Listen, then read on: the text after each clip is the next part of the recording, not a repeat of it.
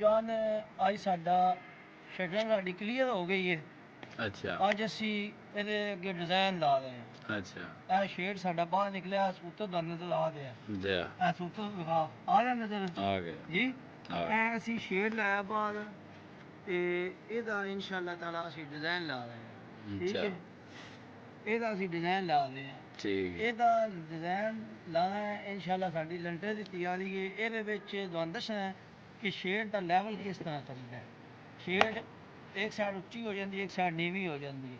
ਇਹਦਾ ਲੈਵਲ ਦਾ ਤੁਹਾਨੂੰ ਤਰੀਕਾ ਕਰ ਦੱਸਣਾ ਕਿਸ ਤਰ੍ਹਾਂ। ਇੱਕ ਹੋਰ ਦੂਸਰੀ ਗੱਲ ਹੈ, ਅਸੀਂ ਸ਼ੇਡ ਦੀ ਮੈਸ਼ ਕਰ ਰਹੇ ਹਾਂ। ਇਹ ਸ਼ੇਡ ਦੀ ਅਸੀਂ ਇੱਕ ਰੱਖੀ ਇੱਥੇ। ਅੱਛਾ ਇਹ ਸਾਡਾ ਸ਼ੇਡ ਇੱਥੋਂ 1.5 ਫੁੱਟ ਹੈ ਜੀ। ਅੱਛਾ 1.5 ਫੁੱਟ। ਹੁਣ ਇੱਥੋਂ ਅਸੀਂ ਇਹ ਸਾਡੀ ਦੀਵਾਰ ਹੈ, ਅਸੀਂ ਇੱਥੋਂ ਮੈਸ਼ ਕੀਤੀ ਹੈ। ਸਾਡੀ ਇੱਥੇ ਦੀਵਾਰ ਨਹੀਂ ਹੈ। ਅੱਛਾ ਅਸੀਂ ਇੱਥੋਂ ਮੈਸ਼ ਕਰਕੇ ਅਸੀਂ ਇਹ ਸੂਤਰ ਇਹਦੇ ਨਾਲ ਲਾ ਕੇ ਉਸ ਇੱਟ ਦੇ ਬਰਾਬਰ ਲਾ ਕੇ ਤੇ ਇਹ ਅਸੀਂ ਲਾਈਨ ਸਿੱਧੀ ਇਸ ਸਾਈਡ ਤੋਂ ਵੀ ਅਸੀਂ ਦੀਵਾਰ ਤੋਂ ਮੈਸ਼ ਕੀਤੀ ਹੈ। ਅੱਛਾ 18 ਇੰਚ ਸਾਡੀ ਪਮਾਸ਼ ਪੂਰੀ ਹੈ। ਠੀਕ ਹੋ ਗਿਆ। ਠੀਕ ਹੋ ਗਿਆ। ਇਹ ਅਸੀਂ ਵਾਲ ਲਾ ਰਹੇ ਹਾਂ, ਪਹਿਲਾ 9 ਇੰਚ ਦਾ ਲਾ ਰਹੇ ਹਾਂ। 9 ਇੰਚ ਇਹ ਸੂਤਰ ਬੰਨੇ ਆ। ਉਹ ਸੂਤਰ ਸਾਡਾ ਸਾਹਮਣਾ ਜਿਹੜਾ ਉਹ ਸਾਈਡ, ਇਹ ਸਾਈਡ ਬਿਲਕੁਲ ਇੱਕ ਪਮਾਸ਼ ਵਿੱਚ ਨੇ। ਠੀਕ ਹੈ, ਠੀਕ ਇਹ ਅਸੀਂ ਇੱਕ ਵਾਰ ਲੈਵਲ ਵਿੱਚ ਜੋੜ ਲਿਆ, ਸੁੱਕਾ ਵਾਲ 9 ਇੰਚ ਦਾ ਜੋੜ ਛੱਡਿਆ। ਇਹਦੇ ਉੱਤੇ ਅਸੀਂ ਹੁਣ ਇਹ ਅੱਗੇ ਡਿਜ਼ਾਈਨ ਬਣਾ ਰਹੇ ਹਾਂ। ਡਿਜ਼ਾਈਨ ਦਾ ਤਰੀਕਾ ਕਰ ਰਹੇ ਕਿ ਅਸੀਂ ਇਹ 9 ਇੰਚ ਵਾਲ ਹੈ, ਉੱਤੇ ਅਸੀਂ 3 ਇੰਚ ਟੱਕ ਦੇ ਕੇ ਇਸ ਤਰ੍ਹਾਂ ਅਸੀਂ ਇਹ 3 ਇੰਚ ਟੱਕ ਦੇ ਕੇ ਅਸੀਂ ਹੇਠ ਲਾਣੀ ਹੈ ਇਸ ਤਰ੍ਹਾਂ। ਫਿਰ ਅਸੀਂ ਇਸ ਤਰ੍ਹਾਂ ਲਾਣੀ ਹੈ ਫਿਰ। ਠੀਕ ਹੈ ਠੀਕ ਜੀ।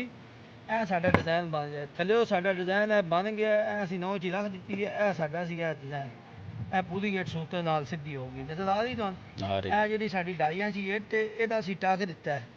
ਇਹ ਸਾਡੀ ਲਾਈਨ ਜਿਹੜੀ ਸਿੱਧੀ ਹੋਵੇ ਦੀ ਸਾਰੀ। ਉਹਦੇ ਤੋਂ ਬਾਅਦ ਜਿਹੜੀ ਸਾਡੀ ਆ ਵਿਚਲੀ ਪੜਦੀ ਹੋਵੇ ਦੀ, ਇਹ ਸਾਡੀ ਆ ਪਿੱਛੇ ਹੋਵੇ ਦੀ। ਨਜ਼ਰ ਆ ਗਈ ਗੱਲ? ਸਮਝ ਆ ਰਹੀ? ਇਹ ਇੱਕ ਪੜਦੀ ਸਾਡੀ ਸੂਤਰ ਨਾਲ ਹੈ। ਇਸ ਸਾਈਡ ਤੋਂ 7 ਫੁੱਟ 6 ਇੰਚ ਪਮਾਸ਼ ਹੈ। ਉਸ ਸਾਈਡ ਤੋਂ ਵੀ 7 ਫੁੱਟ 6 ਇੰਚ ਪਮਾਸ਼ ਹੈ। ਠੀਕ ਹੈ, ਤੇ ਇਹ ਤੁਸੀਂ ਵੇਖ ਰਹੇ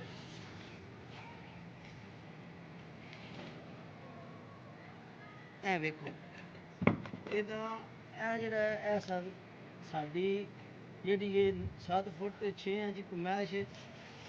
ਇਹ ਸਾਡੀ ਇੱਕ ਇਹ ਪੜਦੀ ਸਾਡੀ, ਇੱਕ ਉਹ ਪੜਦੀ ਸਾਡੀ। ਇਹ ਬਿਲਕੁਲ ਸੂਤਰ ਵੇਚ ਨੇ ਬਾਹਰੋਂ ਬਰਾਬਰ ਨੇ।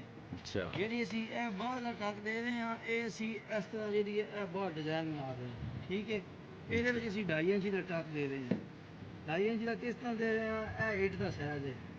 ਅਗਰ ਐਂਚੀ ਟੇਪ ਕੋਲ ਨਹੀਂ ਹੈ, ਇੱਟ ਰੱਖ ਲਓ ਤੁਸੀਂ, ਤੇ ਇਸ ਤਰ੍ਹਾਂ ਤੁਸੀਂ ਜਿਹੜਾ ਇਹ 2.5 ਇੰਚ ਟੱਕ ਜਿਹੜਾ ਬਰਾਬਰ ਕਰ ਲਓ।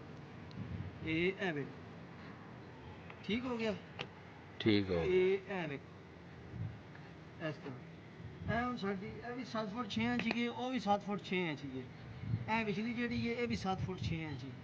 ਠੀਕ ਹੋ ਗਿਆ। ਇਹ ਸਾਡੀਆਂ 3 ਪੜਦੀਆਂ ਬਣ ਗਈਆਂ ਨੇ। ਇਹ ਸਾਡੀਆਂ ਸੂਤਰ ਵਿੱਚ ਨੇ। ਇਹ ਸਾਡੀ 2.5 ਇੰਚ ਬਾਹਰ। ਇਹਦਾ ਜਿਸ ਤਰ੍ਹਾਂ ਕਿਦਾ ਨਾ ਬੇ ਉਹ ਸ਼ਕਲ ਦਾ ਜਿਹੜਾ ਸਾਡਾ ਡਿਜ਼ਾਈਨ ਬਣ ਗਿਆ।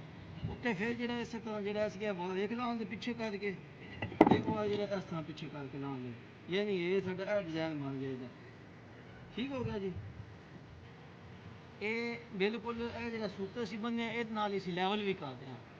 ਇਹ ਸੂਤਰ ਨਾਲ ਹੀ ਸਾਡਾ ਸ਼ੇਡ ਦਾ ਲੈਵਲ ਹੋਏਗਾ। ਜਿਸ ਤਰ੍ਹਾਂ ਇੱਟ ਉੱਚੀ ਹੈ ਨੀਵੀਂ ਹੈ, ਅਸੀਂ ਇਹਨਾਂ ਥੱਲੇ ਉੱਤੇ ਚਾਵਾਂਗੇ ਇੱਕ ਸਾਈਡ ਨੀਵੀਂ ਕਰਾਂਗੇ, ਇਹ ਬਿਲਕੁਲ ਇਹਦੇ ਨਾਲ ਲੈਵਲ ਬਰਾਬਰ ਹੋ ਜਾਏਗਾ। ਤੇ ਇਨਸ਼ਾਅੱਲਾ ਤਾਲਾ ਤੁਸੀਂ ਅੱਛਾ ਰਿਸਪੌਂਸ ਪਾਓਗੇ। ਜਿਹੜੀ ਤੁਹਾਨੂੰ ਗੱਲ ਦੱਸੀ ਹੈ ਉਹਦੇ ਵਿੱਚ ਇਹ ਵੇਖ ਕੇ ਤੁਹਾਨੂੰ ਚੀਜ਼ ਦੀ ਸਮਝ ਆ ਗਈ ਹੋਣੀ ਹੈ। ਅਗਰ ਤੁਸੀਂ ਜਿਹੜਾ ਕੋਈ ਅੱਛਾ ਕਮੈਂਟ ਕਰੋਗੇ ਸਾਨੂੰ ਵੀ ਪਤਾ ਲੱਗ ਜਾਏ।